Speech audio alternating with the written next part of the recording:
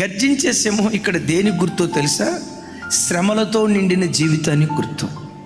నువ్వు నీతిగా బ్రతుకుతావు, యేసయ్య యేసయ్య అంటావు, ఉదయం లేచి అరుణోదయ ప్రార్థన చేస్తావు, సాయంత్రం కుటుంబ ప్రార్థన చేస్తావు.